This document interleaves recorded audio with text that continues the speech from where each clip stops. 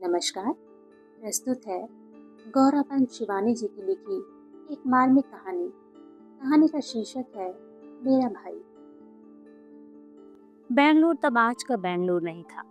शहर के एक प्रमुख चौराहे से मुड़ती संकरी गली जिस नई बन रही बस्ती में पहुंचते ही विलीन हो जाती थी, उस बस्ती का नाम था शेषाद्रिपुरम। नाम आज भी वही है, पर कलेवर बदल गया है। उस सड़क का नाम था थर्ड क्रॉस रोड। कुछ मकान बन रहे थे, कुछ बन चुके थे। आज की उस ग्रह संकुल बस्ती में अपने 40 वर्ष पूर्व के उस मकान को ढूंढने के लिए मुझे घंटों भटकना पड़ा था। निराश होकर लौट ही रही थी कि एक सुदर्शन नवनिर्मित देवालय की घंटा ध्वनि सुन ठिठक गई। वर्षों की जंग लगी स्मृतियां सहसा स्वयं खुल गई। इसी मंदिर की तो तब नींव पड़ी थी जब मैंने ही उस देवभूमि में भजन गाया था। नींव डालने वाली थी हमारी प्रतिवेशनी गिरिजाबाई। तेजी से कदम रखती मैं मंदिर के गर्भगृह में खड़ी हुई तो दीवार पर टंगे गिरिजाबाई के आदमकद तैल चित्र पर दृष्टि गई। रेशमी नीली साड़ी, चौड़ा सुनहला किनारा, कंठ में पड़ा मंगलसूत्र, बड़ी सी कंकरीची बिंदी, नाक के दोनों ओर चमकती हीरे की लौंग और कानों में दगदगाते हीरे के कर्णफूल। पूरा मंदिर अगरबत्ती की धूम्र रेखा से सुवासित था। सूर्यास्त हो चुका था। आरती के लिए घृत ज्योति बना रहे पुजारी की नंगी पीठ देखकर मुझे एक क्षण को लगा गिरिजाबाई के पति राम स्वामी ही बैठे हैं। वे भी तो ऐसे ही नारायण स्वामी के भजन गाते घृत ज्योति बनाया करते थे और हमसे कहा करते थे, देखो माँ, इसे कहते हैं त्रिपुरी ज्योति। पहले तीनों ओर से बत्तियां बनाओ, फिर उन्हें एक कर दो। सुनिए, मैंने कहा। पुजारी चौंक कर मुड़ा। मैंने देखा, वह तो कोई 20-22 वर्ष का तरुण पुजारी था। उसने आश्चर्य से मुझे देखा। यहाँ कहीं गिरिजाबाई रहती थी? यह मंदिर उन्हीं का बनवाया हुआ है ना? उसने सिर हिलाकर कन्नड़ में कुछ कहा। मूर्ति के सम्मुख झुके एक भक्त ने शायद हिंदी में पूछा गया मेरा प्रश्न और कन्नड़ में दिया गया उत्तर सुन लिया था। वह तो बहुत साल पहले मर गया जी, उसने कहा। उनके पति? वह तो और भी पहले मर गया। आप बहुत साल बाद बेंगलुरु आया क्या? जी हाँ, 40 साल बाद। गिरिजाबाई हमारी पड़ोसी थी। सुबैया को भी आप जानते होंगे। गिरिजाबाई का अनाथ भतीजा जो उनके साथ रहता था, वह कहाँ है? सुबैया को पूछता क्या? फिर वह व्यक्ति पुजारी की ओर मुड़ रहस्यमय ढंग से कन्नड़ में कुछ कहने लगा।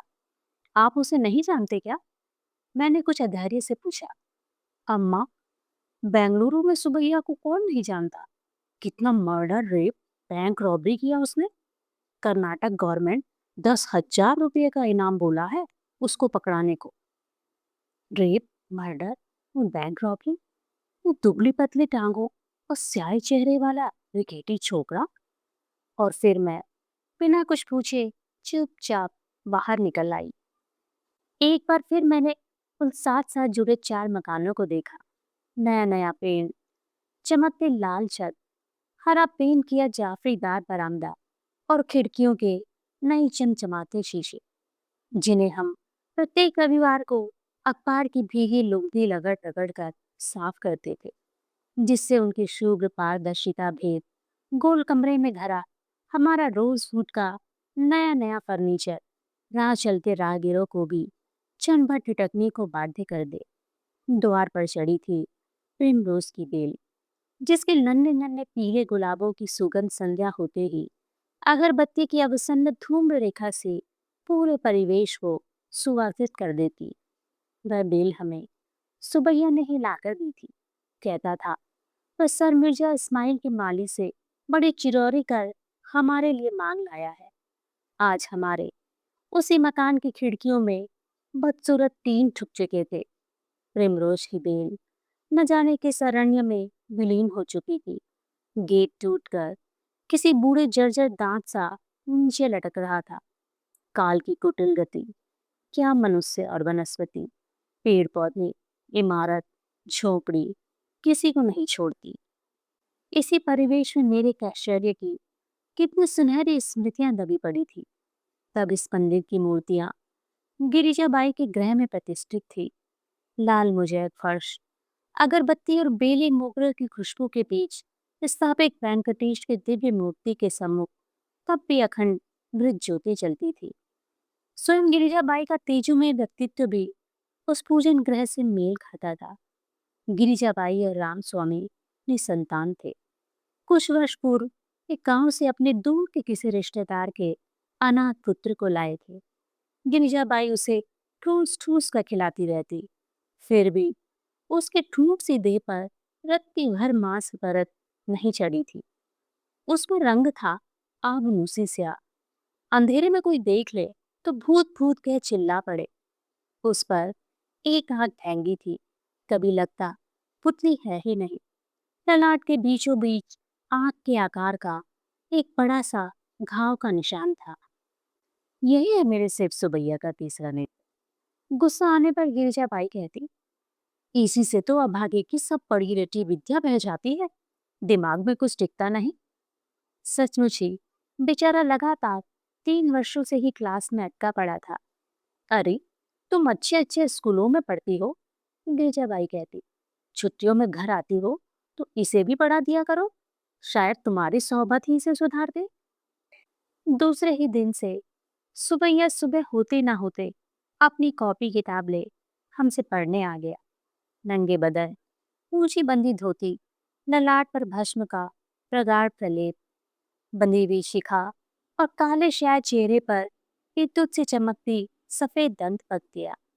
माँ कभी कभी बौखला जाती, सुबह ही सुबह इस कलूटे करने का मुंह देख लिया, न जाने दिन कैसा बीतेगा। वह काना नहीं है, महंगा है माँ। मैं अपने शिष्य का पक्ष लेती, मुझे उस पर बेहद तरस आता। अनाथ लड़का, बुआ के यहाँ आश्रित नौकर की सी जिंदगी तो जी रहा था।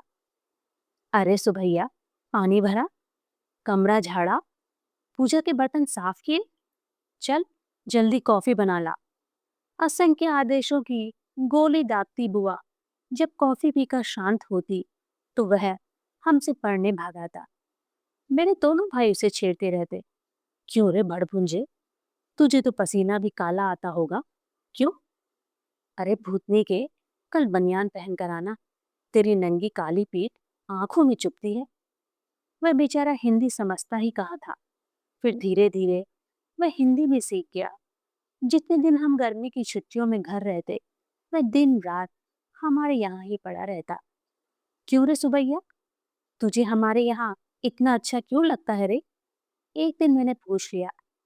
बताओ, उसने अपनी बड़ी बड़ी डरी सहमी आंखें उठाकर लजाकर सहसा झुका ली। बताना, मेरी बड़ी बहन ने कहा। आप लोग सब इतना सफेद है ना, इसी से। बेचारा अपने काले रंग के लिए वे विधाता को कभी क्षमा नहीं कर पाया। शायद वही कुंठा उसे एक दिन विधाता की सृष्टि का संहार करने को उकसा गई। रक्षाबंधन के दिन वह स्वयं ही एक सजीली राखी लेकर उपस्थित हो जाता। हमको आप राखी बांधेगा ना, इसी से हम लाया। तू क्यों लाया? भाई थोड़े ही ना राखी लाता है, बहन उसे बांधती है। फिर पहाड़ में, यानी हमारे देश में, राखी दामाद और भांजे को बांधी जाती है। हमारे यहाँ भाई बहन का त्योहार है भाई दूज, उसी दिन आना, हम तुझे पूरी पकवान खिलाकर तिलक करेंगे, तू हमें रुपया देगा। ऐसा क्या? उसका मुंह लटक गया। अच्छा चल, मैं तुझे राखी बांध दूंगी, पर अगली बार तू राखी मत लाना। भाई थोड़े ही ना राखी लाता है, बहन उसे बांधती है। मैंने उसे तिलक लगाकर राखी बांधी और मुंह में लड्डू भर दिया। आज से तू हमारा भाई बन गया सुबैया। भाई? उसकी आंखों में उल्लास की किरणें फूट उठी। हाँ भाई, सच सच। और फिर 3 वर्षों तक मेरा वह भाई मेरे सगे भाइयों से भी पहले भाई दूज के पकवान खाने पहुंच जाता। रक्षाबंधन के दिन भी वह स्वयं राखी लेकर आ जाता। सुबह अखबार लेने हम में से कोई भी द्वार खोलता तो देखता, नंगे बदन, ललाट पर भस्म पोते, मेरा राखी बंद भाई देहरी पर स्वामी भक्त स्वान सा बैठा है। अरे जा, तेरा कलूटा कनवा आ गया है, तो उससे राखी बनवाने। जब भी सुबह सुबह इसकी मनुष्य सूरत देखी है, कुछ न कुछ बुरी खबर जरूर सुनने को मिली। माँ भुनभुनाती, जी माँ, कनवा क्यों कहती हो उसे? वह काना नहीं, बहंगा है। मैं कहती, जो भी है तो मनुष्य। जा बांध राखी और दफा कर। मेरी माँ को उसका आना फूटी आंखों नहीं भाता था। देखती नहीं कैसे टगर टगर चोरों की तरह ताकता है। आए दिन बेचारी गिरिजाबाई चिल्लाती रहती हैं, पूजा का चढ़ावा गायब हो गया, राम स्वामी की जेब से पैसा चला गया। आखिर इसके सिवा वहां है ही कौन जो लेगा? देख, इसे बहुत मुंह मत लगा। मुझे इसके कौवे की सी टेढ़ी नजर अच्छी नहीं लगती। मेरी हॉस्टल जाने के दिन आते तो वह उदास हो जाता, मुंह से कुछ नहीं कहता, पर जाने के दिन एक मोगरे का गजरा लेकर स्टेशन पर अवश्य उपस्थित रहता। ले, आ गया तेरा भाई, मेरी बहन कहती। पिछली बार स्टेशन आया तो ट्रेन 7 घंटे लेट पहुंचेगी। मैं ट्रेन से गर्दन निकाल उसके दुबले काले हाथ में हिलते पांडुवर्णी जीर्ण रुमाल को तब तक देखती रही जब तक वे आंखों से ओझल नहीं हो जाता। शायद 3 वर्षों तक तो निरंतर मुझसे राखी बंधवाने आता रहा। फिर उसी वर्ष मेरे पिता का देहांत हुआ और दक्षिण हमसे छूट गया। हम जब बेंगलुरु से पहाड़ लौटे तो वह अपनी बुआ के साथ श्रीरंगपट्टनम की यात्रा पर गया था। और फिर वह सहसा जैसे किसी शून्य अंतरिक्ष से सहसा धूमकेतु सा प्रकट हो गया। वह भी ठीक रक्षाबंधन के दिन। इटारसी से कुछ आगे बढ़ते ही ट्रेन ने गति द्विगुणित कर दी थी। अंधकार गहन हो चला था। भोपाल पहुंचते पहुंचते 10 बज जाएगा। सोच मैंने लपक कर बत्ती बुझा दी। पढ़ते पढ़ते ऊब गई थी। कूपे में और कोई नहीं था। एक धूमिल नीली बत्ती जल रही थी। सहसा खटाक से द्वार खुल गया। मैं हड़बड़ाकर उठ बैठी। मैंने तो चिटकनी चढ़ाई थी, ये कैसे खुल गया?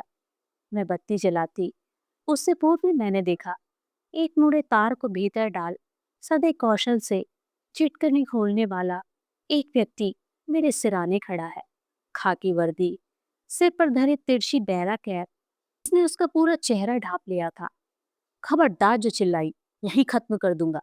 लाओ, बटुआ, घड़ी, चेन, कंगन, कान के टॉप्स पे खोल कर दे दो, नहीं तो मुझे खींचने पड़ेंगे। बेकार में खून बहाना मुझे अच्छा नहीं लगता। मैंने एक एक कर सब चीजें उसे थमा दी। ऐसी परिस्थिति में व्यर्थ का दुस्साहस प्रदर्शन मुझे महंगा बैठेगा, यह मैं समझ गई, क्योंकि उसके हाथ में एक लंबा लपलपाता छुरा था।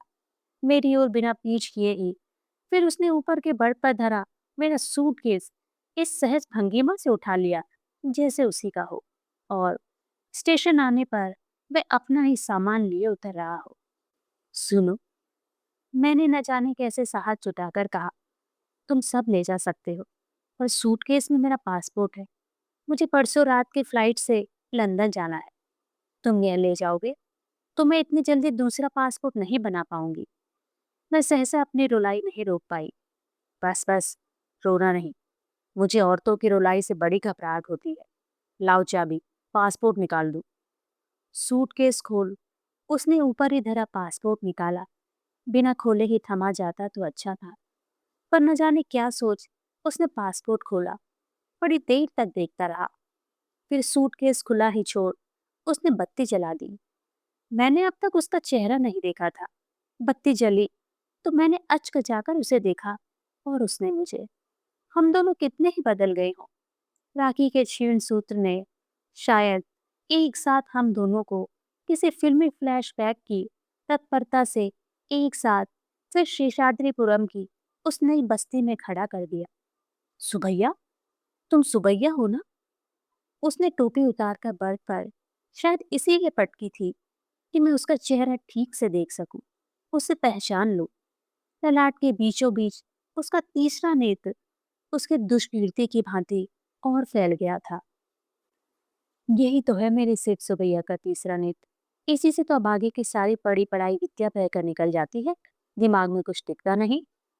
जैसे गिरिजाबाई कमर पर हाथ ठहरे उसे कोस रही थी। आज इतने बरस में तुमसे मिलना हुआ, वह भी ठीक रक्षाबंधन के दिन। तुम पासपोर्ट नहीं मांगता तो हमसे आज कितना बड़ा पाप हो जाता। इससे भी बड़ा पाप नहीं कर चुके क्या? सुना है बहुत नाम कमा चुके हो। 10,000 का इनाम है तुम्हारे सिर का।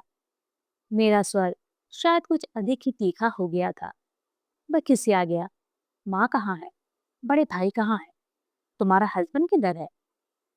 जिन सब के कुशल क्षेम में वह पूछ रहा था, वे सब एक एक कर सांसारिक कुशल क्षेम की परिधि से बहुत दूर जा चुके थे। फिर सक पकाकर उसने पूछा, तुम शादी तो बनाया ना? मैं चुप रही। सहसा मैं चौकन्ना होकर सतर्क हो गया। गाड़ी की गति कुछ धीमी हो रही थी। किसी आने वाले स्टेशन की बत्तियां सुदूर अरण्य में जुगनू सी चमकने लगी थी। मैं चलूं? राखी नहीं बांधेगा? सहसा उसका स्वर कोमल हो गया। नहीं, कोई बात नहीं। मैं तुमको हमेशा रक्षाबंधन पर 1 रुपया देता था, याद है ना? उसे भी शायद बुआ के मंदिर से चुरा कर लाते होंगे। मैंने तीखे स्वर में कहा। ठीक पकड़ा तुम।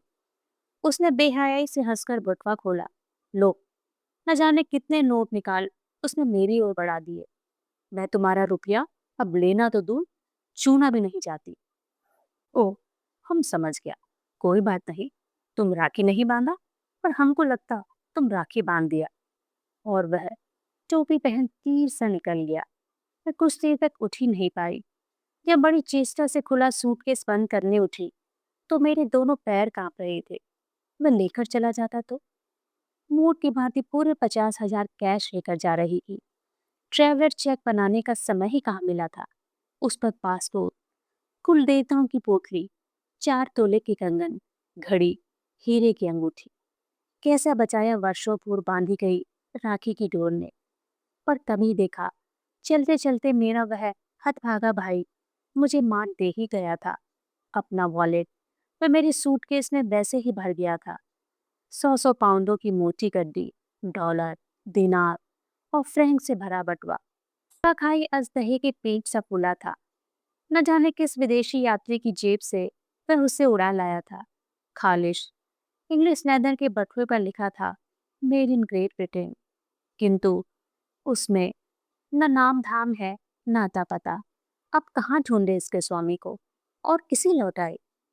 सोचती हूँ फिर कभी तिरुपति गई तो वहां के दान पात्र में इसे डाल आऊंगी। सुना है वहां संसार भर के पापी अपने पाप की कमाई उड़ेल जाते हैं और उनका समस्त कलुष धुल जाता है। राखी तो उसे नहीं बांध पाई, पर इतना तो कर ही सकती हूँ जिसे अब मैं नहीं छूट पाऊंगी।